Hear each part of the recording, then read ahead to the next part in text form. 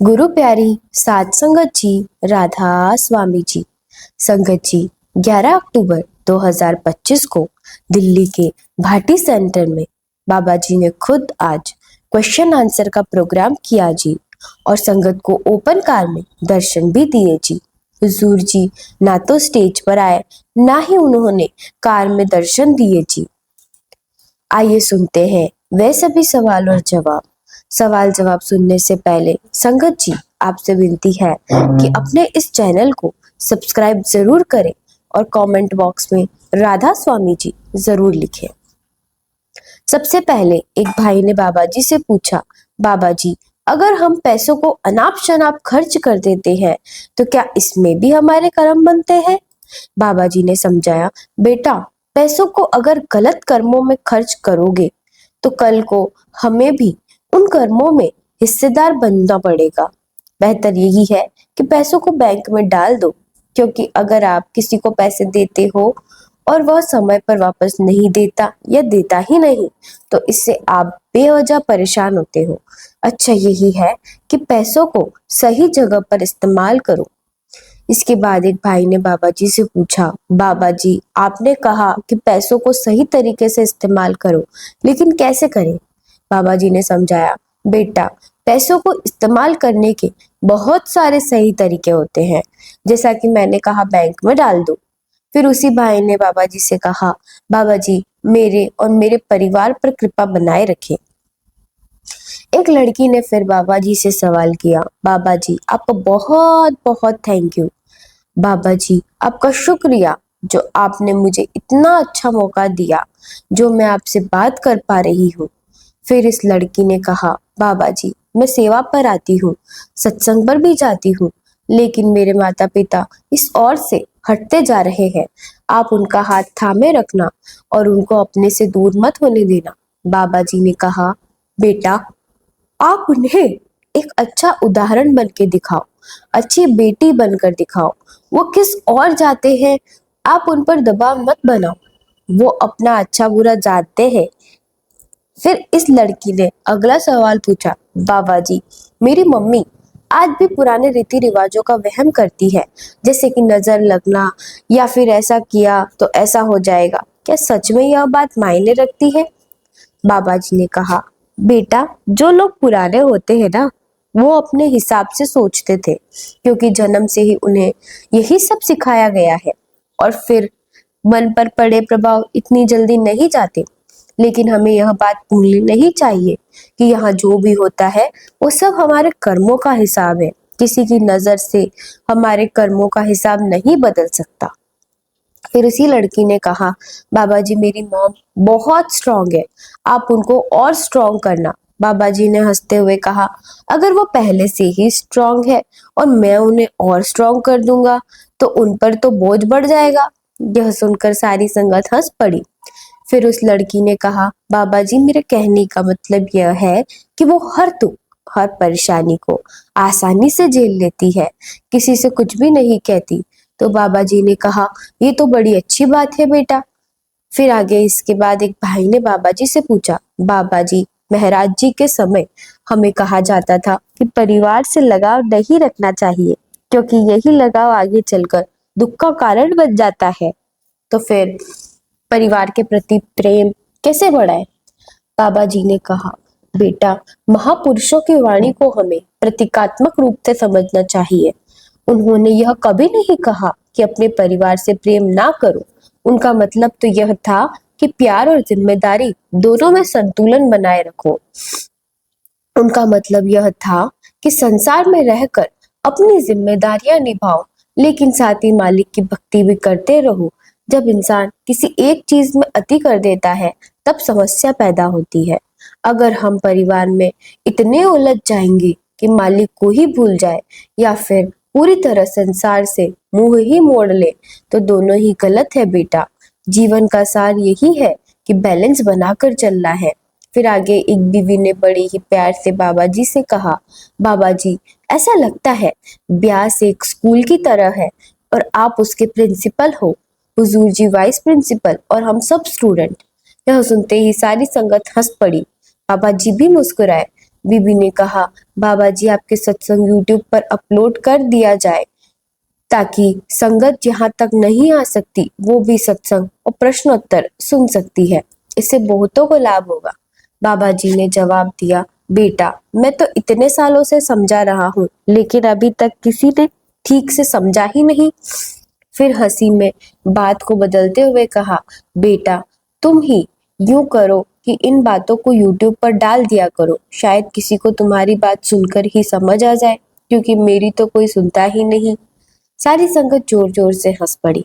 इसके बाद एक भाई ने बड़े ही भावुक होकर बाबा जी से सवाल किया, बाबा जी मैं आपसे बहुत प्यार करता हूँ, मैं नियमित रूप से भजन सिमरन करता हूँ, अपनी ड्यूटी निभाता हूँ, पर मुझे आपके स्वरूप के दर्शन सिर्फ एक ही बार हुए हैं, उसके बाद फिर कभी नहीं हुए, ऐसा क्यों? बाबा जी ने कहा, बेटा मालिक कभी भी कुछ देकर वापस नहीं लेता, उसकी तरफ से कृपा में कोई कमी नहीं होती, फर्क बस हमारे ध्यान में आता है। जब हमारा ध्यान भटक जाता है तो हम खुद ही उन अनुभूतियों से दूर हो जाते हैं। देखो बेटा, अभी मैं तुम्हारे सामने बैठा हूँ, अगर तुम मुंह फेर लो और कहो कि बाबा जी चले गए, तो क्या सच में मैं चला गया हूँ? नहीं ना बेटा, मैं तो यही हूँ, बस तुमने ही मुंह मोड़ लिया। बात ध्यान की है, जिस दिशा में ध्यान रहेगा वही हमारी दुनिया बन जाएगी। फिर आगे एक माता जी ने रोते रोते बाबा जी से कहा, बाबा जी मेरा पोता गुजर गया, जब भी मैं भजन सिमरन करती हूँ तो उसका ही चेहरा याद आता है, मेरा ध्यान वहीं अटक जाता है, क्या वो आपके पास पहुंच गया?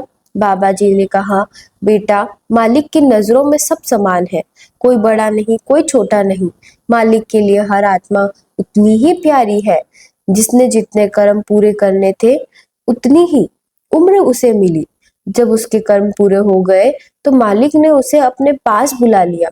हमें यह नहीं सोचना है कि कोई जल्दी चला गया या कोई देर से गया, हर आत्मा अपने हिसाब से यात्रा पूरी करती है। इसीलिए बेटा जो बीत गया उसे मालिक के हवाले कर दो और आगे बढ़ो, घबराने की जरूरत नहीं है, जो चीज मालिक की थी वो मालिक ने वापस ले ली, तो हम दुखी नहीं हुए। फिर आगे एक लड़के ने पूछा, बाबा जी आजकल देखा जाता है कि लोग जिस चीज के लिए बहुत मेहनत करते हैं वो उन्हें नहीं मिलती, और जिसके लिए मेहनत नहीं करते वो चीज उन्हें आसानी से मिल जाती है, ऐसा क्यों होता है? बाबा जी ने कहा, बेटा किस्मत का ताना बाना हमारे कर्मों से बुना जाता है, जो चीज हमारी किस्मत में लिखी है वह हमें जरूर मिलती है, चाहे वक्त थोड़ा लगे, और जो हमारी किस्मत में नहीं है वो लाख कोशिशों के बावजूद भी हमें नहीं मिलती। पर इसका मतलब यह नहीं है कि मेहनत बंद कर दो, हमें मेहनत करते रहना है और अपने आप को आगे बढ़ाना है। कौन जाने मालिक ने हमारे लिए क्या अच्छा लिखा है, इसीलिए हमें उसके बहाने में रहना है। और फिर आगे एक बहन ने सवाल किया, बाबा जी संत महापुरुष तो बहुत भक्ति करते हैं, फिर भी उन्हें सबसे अधिक दुख क्यों सहने पड़ते हैं, शारीरिक भी और मानसिक भी? पुराने समय में अगर हम किसी भी संत की बात सुनते हैं तो हमें पता लगता है कि उस संत ने बहुत दुख देखे हैं।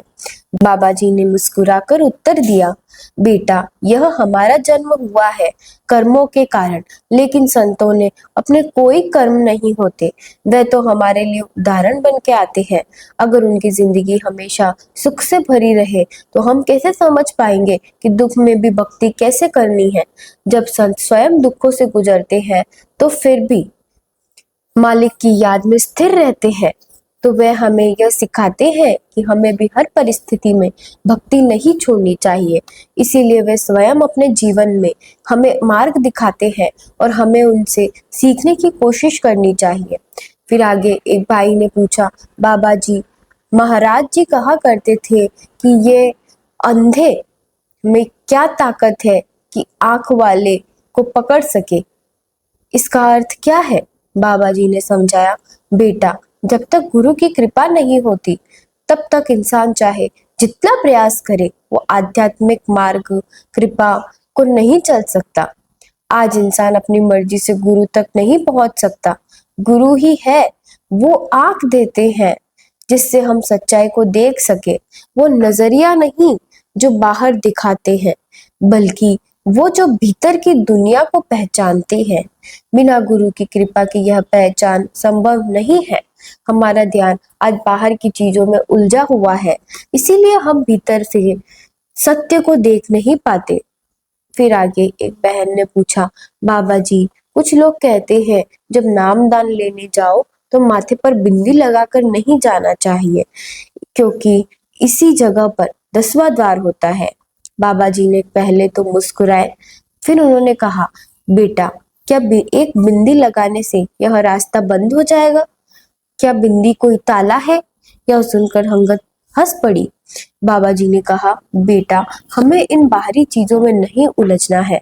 बिंदी लगाना या ना लगाना आपकी मर्जी है। फिर आगे एक बीवी ने पूछा, बाबा जी, जैसे कभी कभी बिना प्लान के बच्चा हो जाए और बच्चा अभी माँ के पेट में हो और 1-1.5 महीने का हो और उसकी धड़कन भी ना शुरू हुई हो और माँ गर्भपात करवा ले, तो क्या इसमें कर्म बनते हैं? बाबा जी ने कहा, बेटा, मालिक ने जो दिया है हमें उसकी कदर करनी चाहिए। बाबा जी ने इस सवाल पर ज्यादा कोई बात नहीं करी। फिर आगे एक भाई ने बाबा जी से पूछा, बाबा जी, हम अपनी जिंदगी में कई बार प्लानिंग करते हैं, सोचते हैं ऐसा करेंगे वैसा कर लेंगे, लेकिन जब हमारी योजना के अनुसार काम नहीं होता तो हमें बहुत दुख होता है। बाबा जी ने कहा, बेटा, यहाँ हर एक व्यक्ति के अपने अपने प्लान्स हैं, अपनी अपनी इच्छाएं हैं, लेकिन हर किसी की योजना पूरी होने लगे तो सोचो सारी दुनिया का क्या हाल होगा। तब तो यहाँ तबाही मच जाएगी। बाबा जी ने कहा कि मालिक वही कर पाता है जो हमारी असल भलाई में होता है। वह हमारी स्थिति, हमारी क्षमता, हमारी जरूरतों को सबसे बेहतर जानता है। हम करने की प्लानिंग कर सकते हैं, लेकिन होता वही है जो उनकी प्लानिंग है, जो मालिक की प्लानिंग है। और अगर हमारी प्लानिंग फेल भी हो जाए तो हमें शिकायत नहीं करनी चाहिए। बाबा जी ने कहा कि बेटा, बारी में आ भी आता है, तेरा बहाना मीठा लागे। जब हम उस बहाने में रहेंगे तो वही हमें अपनी रहमत और बख्शिश से नवाजेगा। फिर आगे एक भाई ने पूछा, बाबा जी, यही वो बात है जिस भाई ने कहा मेरी माँ सत्संग के रास्ते में गुजर गई? यह भाई बोला, बाबा जी, मैं हर शनिवार को अपनी माँ को सत्संग लेकर आता था, लेकिन इस बार जब वो मेरे साथ आ रही थी तो बीच रास्ते में ही उन्होंने चोला छोड़ दिया। वे संसार से चली गई। मैं उन्हें सत्संग की आखिरी बार भी नहीं ला पाया। मुझे इसका बहुत दुख है। यह कहकर वह भाई जोर जोर से रोने लगा। बाबा जी ने कहा, बेटा, जिसको मालिक को बुलाना चाहिए, जिसको मालिक बुलाना चाहता है, उसे कोई रोक नहीं सकता। उसकी चीज थी, उसने वापस ले ली, इसलिए हमें दुखी नहीं होना है। यह बात ठीक है कि यहाँ आकर हम भावनात्मक रिश्ते बना लेते हैं, लेकिन एक ना एक दिन तो सबको जाना ही है ना। वो जब लेता है तो अपने प्रेम से, अपनी मौज से ले सकता है। कौन कब और कहाँ कैसे जाएगा, यह सब मालिक के हाथ में है। इसीलिए हमें मालिक के भाड़े में रहना है। फिर आगे एक लड़के ने पूछा, बाबा जी, मेरा एक दोस्त है, वो बहुत मांसाहार खाता है। मैंने कई बार उसे बहुत समझाया कि ऐसा ना करे, पर वो मानता ही नहीं है। अब मैं क्या करूं? तो बाबा जी ने बड़े ही शांत स्वर में कहा, बेटा, किसी पर दबाव नहीं डालना चाहिए। जैसे हमें अच्छा लगता है दूसरे हमारे विचारों की इज्जत करें, वैसे ही हमें भी दूसरों के विचारों की कदर करनी चाहिए। अगर वो आपको मांस खाने की जिद करे तो क्या आपको अच्छा लगेगा? हर व्यक्ति की अपनी जिंदगी, अपने सिद्धांत होते हैं। हमें अपने सिद्धांतों की कुर्बानी नहीं देनी चाहिए, ना ही अपने रास्ते से भटकना चाहिए। आपका दोस्त क्या करता है वो उसके कर्म है, हमें खुद को बचाकर चलना है। फिर उसी लड़के ने बाबा जी से पूछा, बाबा जी, क्या दहेज लेना ठीक है? मेरा दोस्त पूछ रहा था, बाबा जी से पूछ कर आना। बाबा जी ने कहा, बेटा, हमें किसी से भी कुछ भी मांगना नहीं चाहिए। अगर कोई अपने प्रेम से या प्रेम से दे तो वह खुशी से ले, लेकिन हमें अपने पक्ष से कभी मांग नहीं रखनी चाहिए। कोई बाप अपनी बेटी को अपनी खुशी से जो चाहे देना वह ले ले, लेकिन लड़के वालों को मांगने का कोई हक नहीं है। बाबा जी ने यह भी सलाह दी कि असली मजा तो हक हलाल की कमाई का है। मुफ्त में मिली चीज की इंसान कदर नहीं करता। फिर आगे एक भाई ने पूछा, बाबा जी, जब मैं भजन सिमरन करता हूँ तो कभी कभी आपके सत्संग की जो वीडियोस यूट्यूब पर देखता हूँ ना, वही यूट्यूब वाला आपका स्वरूप मेरे ध्यान में आने लगता है। उस समय मुझे क्या करना चाहिए? बाबा जी ने कहा, बेटा, जो बाहरी चीजें हैं जैसे तस्वीरें, वीडियो आदि, यह सब कृत्रिम साधन है। इनका उद्देश्य केवल माहौल बनाना है ताकि मन सिमरन में लग सके, लेकिन इनसे हमारा असली काम पूरा नहीं होता। यह साधना तो बस शुरुआत के लिए है। असली यात्रा तो भीतर की होती है। जब ध्यान अंदर टिकता है तब सच्चा अनुभव शुरू होता है। बाबा जी ने आगे समझाया, हम खुद मालिक को अपने से दूर समझ लेते हैं, जबकि मालिक हर पल हमारे साथ है। बाबा जी ने कहा, ओ शाह साथो वकनी, बिना शादे दूजा करनी परखन वाली यकनी। फिर आगे एक लड़के ने बाबा जी से पूछा, बाबा जी, मुझे गाना गाने और डांस करने का बड़ा शौक है, पर मेरा परिवार मेरा साथ नहीं देता। वो कहते हैं कि इन चीजों से भविष्य नहीं बनता, जबकि मेरे रिश्तेदार मुझे अब इस काम के लिए प्रोत्साहित करते हैं। तो अब मैं उलझन में फंसा हूँ कि क्या करूँ, माँ बाप की सुनूं या रिश्तेदारों की? बाबा जी ने बड़ी ही सहजता से कहा, बेटा, माता पिता हमेशा अपने बच्चों की भलाई ही सोचते हैं। उन्होंने दुनिया देखी है, अनुभव किया है, और वो जानते हैं उनके बच्चों के लिए क्या सही है और क्या गलत है। उनका उद्देश्य सिर्फ इतना है कि तुम सुरक्षित रहो, जीवन में स्थिरता पाओ, तुम अपने पैरों पर खड़े हो जाओ, कमाने लायक बन सको, जिससे जिंदगी आसान हो सके। अब नाचने और गाने से अगर तुम्हें लगता है कि तुम पैसा कमा सकते हो तो इस काम में आगे बढ़ते रहो, लेकिन पहले अपने माँ बाप के सामने प्रेम से अपना तर्क रखो। बाबा जी ने फिर आगे समझाया कि अगर तुम्हें लगता है कि तुम इस क्षेत्र में ईमानदारी से कमाई कर सकते हो तो जरूर करो, पूरे मन से करो। जब तुम्हारे माता पिता देखेंगे कि तुम अपने पैरों पर खड़े हो गए हो और अपनी जिम्मेदारी से निभा रहे हो, तो वे खुद ब खुद समझ जाएंगे, खुश भी होंगे। जब जीवन में संतुलन आएगा तो सब ठीक हो जाएगा। फिर आगे एक लड़की ने कहा, बाबा जी, मेरी माँ बहुत चिंता करती है, हर छोटी चीज की बड़ी टेंशन ले लेती है। कई बार हम कहते हैं कि इतना क्यों सोचती हो, लेकिन फिर भी वो नहीं रुकती, ऐसा क्यों? बाबा जी ने कहा, बेटा, माए हमेशा अपने बच्चों की चिंता करती है। उन्हें खुद की नहीं, सिर्फ अपने बच्चों की फिक्र होती है कि वे अपने पैरों पर खड़े हो जाए, समझदार बन सके, अच्छे निर्णय ले सके, ताकि भविष्य में किसी तरह की कठिनाई उन्हें ना झेलनी पड़े। जब बच्चे सही रास्ते पर चलते हैं तो माता पिता का मन अपने आप शांत हो जाता है। इसीलिए हमें चाहिए कि हम मेहनत करें, आत्मनिर्भर बने और अपने काम से उन्हें गर्व महसूस करें। जब वो देखेंगे कि उनका बच्चा जिम्मेदारी से जीवन जी रहा है तो उनकी सारी चिंताएं मिट जाएगी। इसके बाद 3 4 लोगों ने एक ही तरह का सवाल किया कि भजन सिमरन में पैर दुखते हैं, पैरों में दर्द होता है, हाथ पैर सुन्न हो जाते हैं।